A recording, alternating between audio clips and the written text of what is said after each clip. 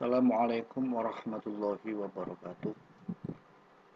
Anak-anakku kelas 9, pada daring kemarin kalian telah mempelajari unsur bangun cerita pendek dan mudah-mudahan kalian memahami bahwa unsur bangun cerita pendek itu dibagi menjadi 3. Ada unsur intrinsik, ada unsur ekstrinsik, dan ada bahasa.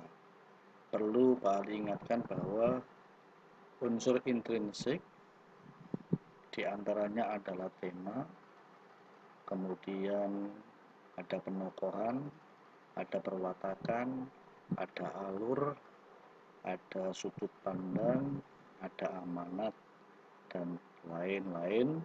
Kemudian yang unsur ekstrinsik itu diantaranya adalah berupa latar belakang pengarang, baik latar belakang yang terkait dengan pendidikan, agama, sosial, budaya, dan lain-lain. Nah, anak-anakku, untuk daring kali ini kalian diajak Pak Ali mengidentifikasi unsur bangun cerita pendek berdasarkan teks cerpen.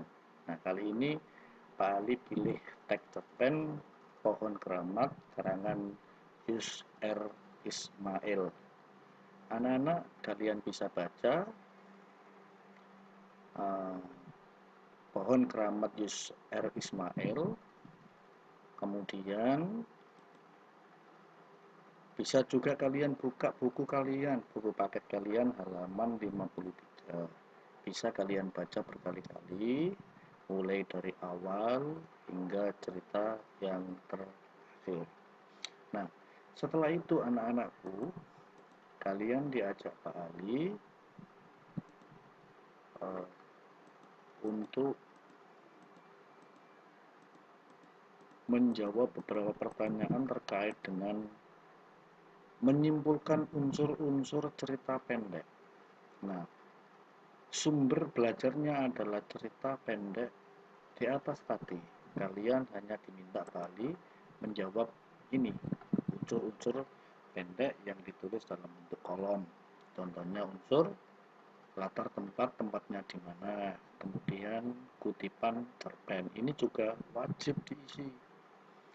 Jadi cerita Keramat itu tempatnya di mana, lalu kata atau kalimat atau paragraf yang menunjukkan kutipan latar tempat itu di mana. Kalian wajib mengisi pada simpulan dan bukti. Kemudian latar waktu juga. Kalian baca tadi cerpen Keramat, kemudian waktunya kapan, kalian bisa mengisi waktunya kapan, kemudian kalian bisa mengisi juga bukti fisiknya, yaitu berupa kalimat atau paragraf yang menunjukkan latar waktu. Kemudian anak-anak ada sudut pandang. Mungkin di bagian ini kalian masih bertanya-tanya tentang sudut pandang.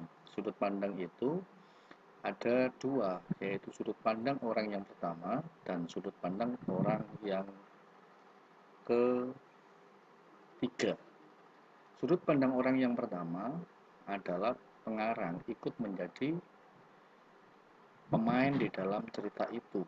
Kata ganti yang digunakan adalah aku, daku, saya, hamba. Kemudian untuk sudut pandang orang ketiga, yaitu pengarang hanya menceritakan orang lain saja. Pengarang tidak ikut menjadi pemain di dalamnya. Kata ganti yang dia gunakan itu adalah dia, ia, beliau, dan nama orang. Nah, dari sudut pandang ini kalian bisa melihat cerpen Keramat, apakah cerita Keramat itu menggunakan sudut pandang orang pertama ataukah menggunakan sudut pandang orang ketiga. Kemudian dilanjut dengan karakter tokoh. karakter tokoh ini Pak Ali memohon kepada kalian isi karakter tokoh yang sedetail-detailnya. Jangan yang umum, contohnya protagonis, antagonis itu umum. Tapi Pak Ali tidak menginginkan demikian. Pak Ali ingin kalau tokoh A harus jahat, kalau memang jahat. Kemudian suka sodako, kalau memang suka sodako.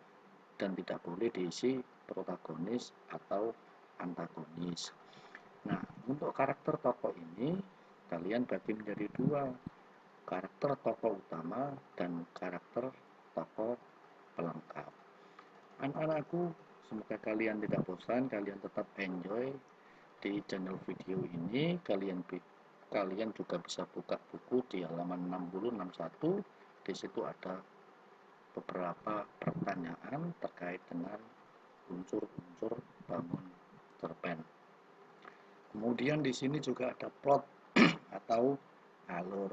Plotnya itu menggunakan plot maju ataukah menggunakan plot mundur.